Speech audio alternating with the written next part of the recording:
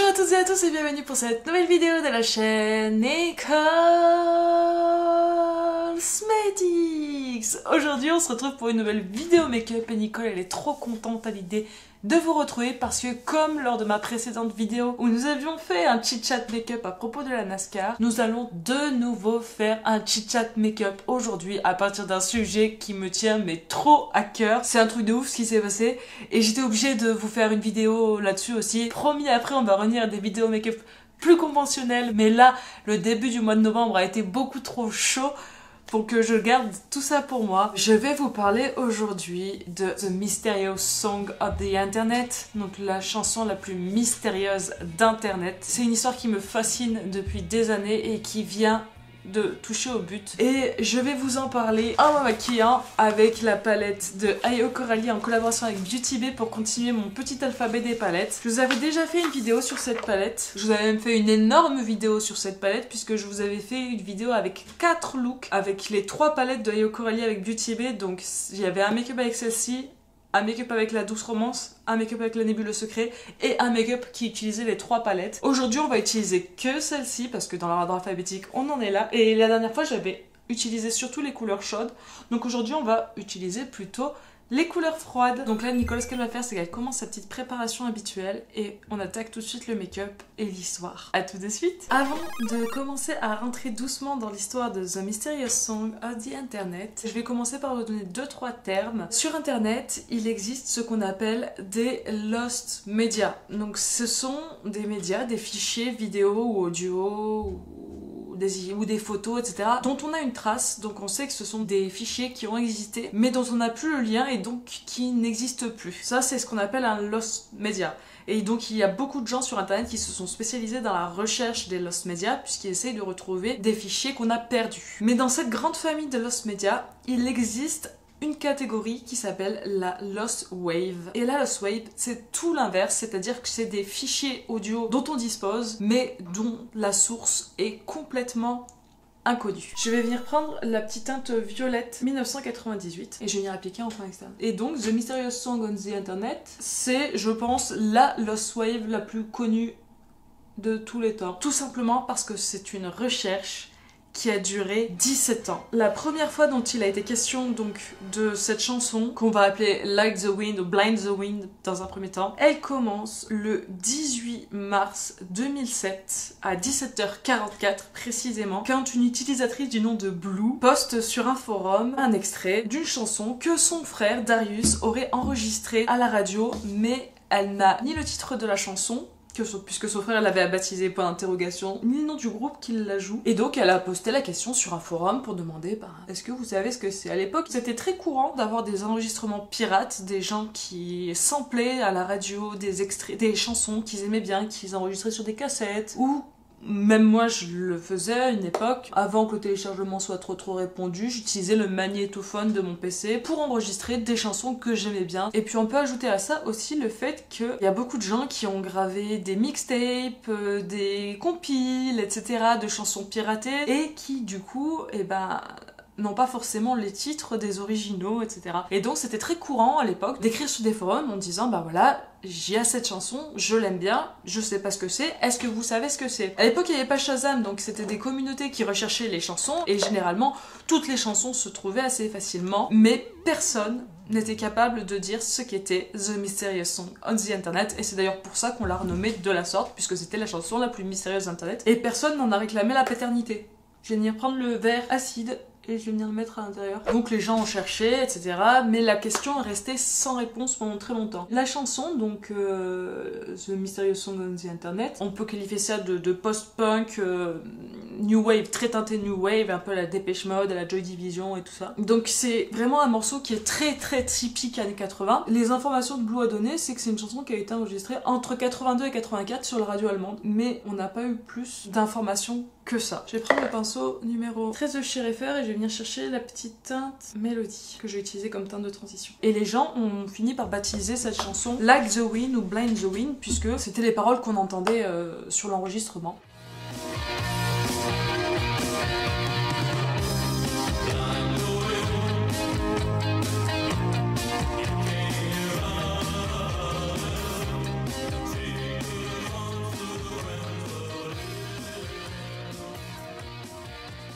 À l'époque, ils ont contacté les gens de la radio allemande, etc. pour essayer de retrouver la chanson et personne n'était capable de dire ce que c'était. Et ce qui était assez étonnant, c'est que c'est une chanson finalement qui est tellement typique et tellement ancrée dans son époque que tout le monde a la sensation de l'avoir déjà entendue, mais sans jamais pouvoir dire qui en est l'auteur. Je vais enlever mon bol à l'air, j'ai commencé à faire mon temps. Et la recherche, elle s'est un petit peu arrêtée, elle est un petit peu tombée dans l'oubli parce que c'était pas non plus tant à la mode que ça à l'époque de chercher des Lost Waves. Et finalement, en 2019, il y a quelqu'un qui a créé un subreddit The Mysterious Song of the Internet. Pour ceux qui savent pas, Reddit, c'est un réseau social, on va dire, une sorte de réseau social qui reprend un peu la forme des forums de discussion qui étaient très à la mode dans les années 2000. Et là, d'un coup, la recherche, elle a pris un essor de ouf. Et tout le monde a eu beau utiliser des intelligences artificielles, Shazam, tout ce qu'on veut. Personne, en fait, n'a déposé cette chanson. On en arrive à la conclusion que ça vient d'un groupe indépendant. Et personne n'en réclame les droits.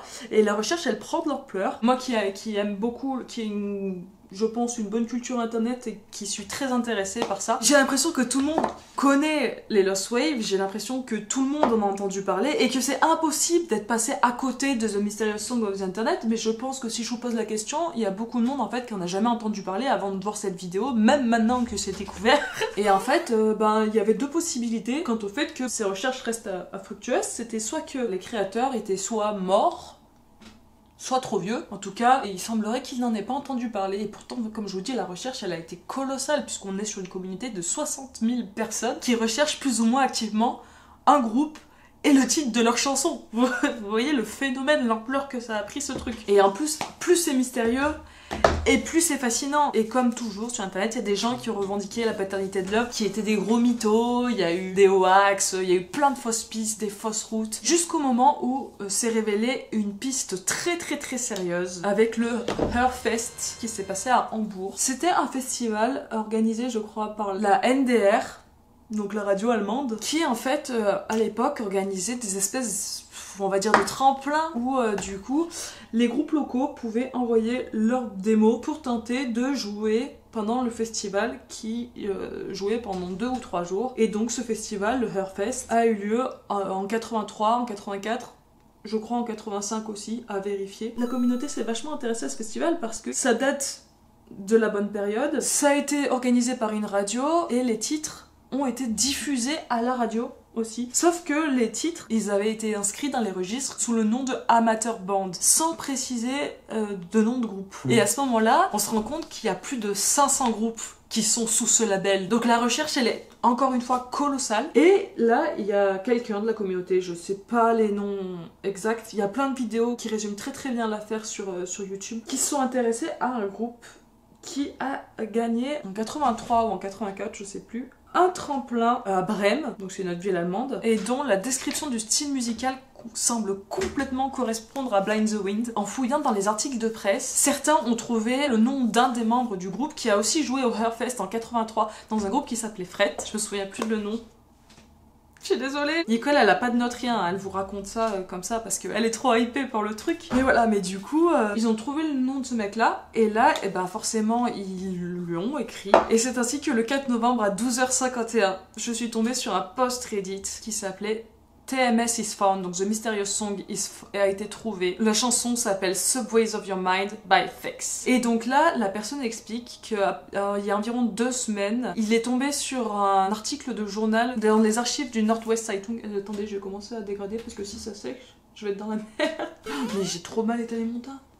L'article était à propos d'un groupe qui s'appelle Fex from the Kill, qui a gagné un concours de talent à Brême en septembre 84, et leur musique était décrite comme du rock avec des influences de pop et de wave. Les noms des membres étaient aussi mentionnés, dont l'un d'eux qui avait été reconnu du Hörfest 83 comme jouant dans Fret, donc ce que je vous disais juste avant. Et la personne lui a écrit et lui a demandé s'il avait encore des vieilles cassettes de l'époque, des vieux enregistrements, et le musicien a envoyé des morceaux de Fret et de Fex. Et à l'intérieur, il y avait un titre qui s'appelait Subways of Your Mind, qui était dans une version différente de la version qu'on connaissait d'internet, mais c'était The Most Mysterious Song of the Internet.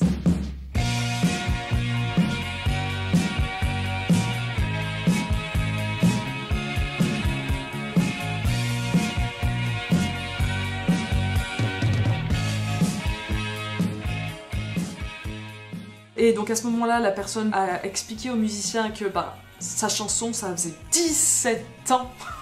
Vous vous rendez compte, 17 ans que des gens la recherchaient sur internet, et il a expliqué qu'en fait il n'était absolument pas au courant de ça, qu'il était complètement passé à travers. The Dutch Reddit user Marigen1412b asked for old demo tapes from that time, and I was just looking in my cellar. I sent it to him without knowing what this all is about. He sent me the email if I didn't know that this was the most mysterious song. And I said, no, I don't know. Et du coup, il a demandé à la personne qui a trouvé The Mysterious Song d'attendre en fait qu'il puisse en parler avec les anciens membres de FEX pour pouvoir diffuser l'info. Et donc c'est ainsi que The Mysterious Song of the Internet a été découvert. Elle ne s'appelle ni Like the Wind ni Blind the Wind, elle s'appelle Subways of Your Mind. Et ils ont expliqué que s'il y avait deux versions, et que si sa version à lui n'était pas la version que celle qu'on avait sur internet, c'est parce qu'il y avait eu 2 enregistrements de la chanson qui voulaient sortir en indépendant, sauf qu'ils l'ont jamais fait. Ils ont du coup d'ailleurs aussi partagé d'autres morceaux de FEX qu'on peut écouter sur YouTube, et ils ont commencé à donner des interviews, on peut les voir sur internet, notamment à la radio allemande, et ils ont même refait un petit live unplugged, donc acoustique, à la radio. C'est sorti le lendemain, je crois, de l'annonce de la trouvaille de The Mysterious Song of the Internet. Et c'est super émouvant de voir ces petits papis là d'une soixantaine d'années qui se retrouvent après 40 ans, en se rendant compte que la chanson qu'ils ont fait en tant que groupe de potes il y a 40 ans, elle a marqué des dizaines de milliers de personnes qui les ont recherchées activement pendant 17 ans, notamment Blue, donc Lydia, qui est la personne qui a partagé pour la première fois la chanson sur internet, qui a donné vie à cette recherche inouïe. Et bon là moi je vous ai fait une version courte, je suis pas rentrée dans les détails, je suis même pas très précise et j'en suis désolée, mais parce que l'histoire elle est insane, elle est tellement longue. 17 ans de recherche, il y a eu des rebondissements dans tous les sens, des fausses pistes à n'en plus finir, c'est incroyable ce qui s'est passé à ce niveau là.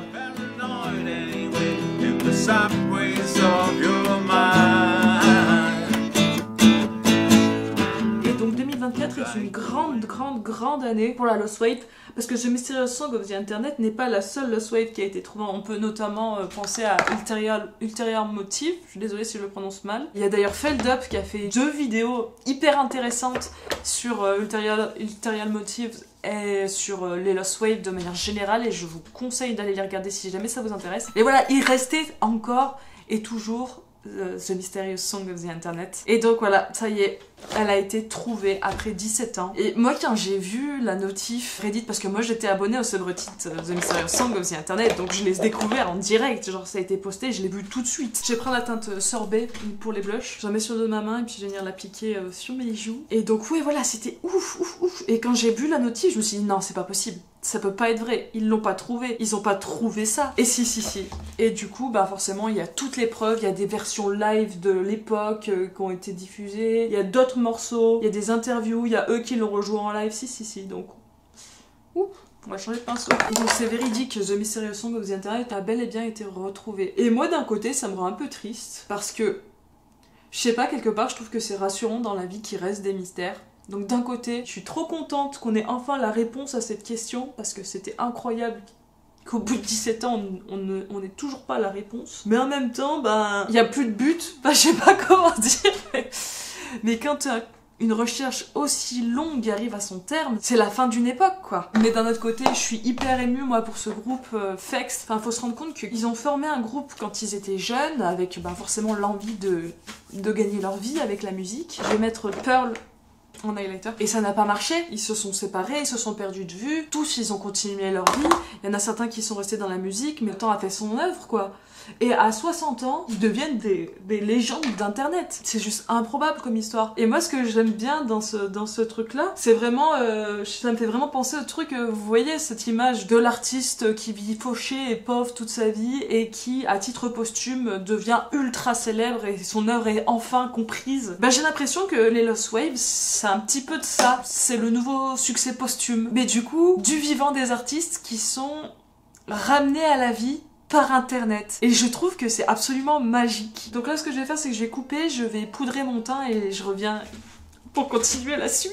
Et revoici Nicole. Du coup j'ai poudré mon contour de l'œil avec ma poudre Fenty Beauty, l'ensemble de mon teint avec ma Puff Puff Pass de Kimchi, et j'ai fait mes sourcils avec la Brow Glue et le Lift and Snatch. Ah oui, et j'ai appliqué un petit peu du bronzer Charlotte Tilbury aussi. Et donc là on va faire le blush. Je vais utiliser la teinte Sticky Sweet, le petit violet clair là, trop beau. Moi je travaille dans le monde de la musique, je suis éclairagiste, et en fait faut savoir que en musique il y a 1000 fois plus de raisons et de chances de se planter que de réussir. Et donc en fait, des fakes, il y en a des centaines de milliers dans le monde entier en fait. Des gens ultra talentueux qui en fait ne perceront jamais parce que finalement, ce qu'il faut pour réussir, c'est pas tant du talent.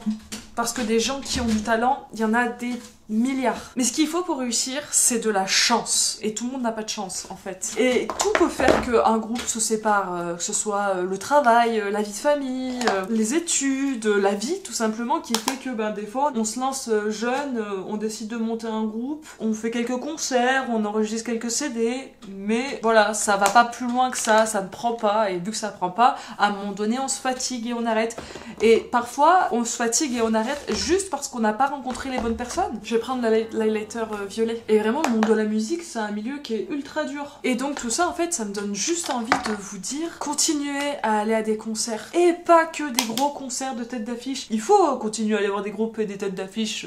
Faut aller voir les trucs qu'on aime bien. Hein. Nicole, elle est pas là pour vous dire autre chose. Hein. Mais quand vous allez voir des grosses têtes d'affiche, venez voir les premières parties. Vous avez payé votre place, vous avez payé pour cette première partie, venez la voir, venez découvrir sa petite asso à côté de chez vous qui organise un festival. Et ben même si vous connaissez pas les groupes, allez jeter un petit coup d'œil, supportez votre scène locale. Moi je travaille beaucoup dans l'indé et souvent les meilleures surprises que j'ai en concert, c'est pas les groupes que je connais. Bien sûr, je vais aller voir Lord of the Lost, je vais planer pendant des jours et des jours. Mais les plus belles découvertes que j'ai fait musicales ces dernières années, je les ai faites en festival et c'était des artistes et des groupes dont je n'avais jamais entendu parler. Je sais que la vie est compliquée, la vie est dure, on travaille, on a des enfants, des impondérables, c'est pas forcément facile de sortir tout le temps, etc. Mais en fait, faut pas croire qu'il y a que les gros trucs qui existent. La petite asso à côté de chez vous qui va faire venir un groupe éthiopien, ou un truc d'afrobeat japonais, ou un petit groupe de garage de l'autre bout de la France, et ben en fait, peut-être que c'est les nouveaux fakes. Tous les groupes à succès, les trucs qui ont marché, ils ont commencé petits avant d'être grands, vous voyez. Je vais venir prendre un petit peu de l'highlighter bleu là, et je vais venir le tapoter par-dessus mon verre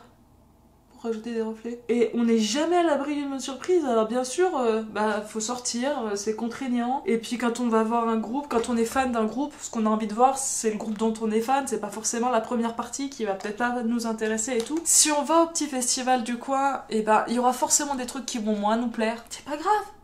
Il y aura peut-être une surprise de ouf et vous allez peut-être découvrir un groupe qui deviendra votre nouveau groupe préféré. Mais croyez-moi, ça vaut le coup. Ça vaut le coup. Continuez, restez curieux.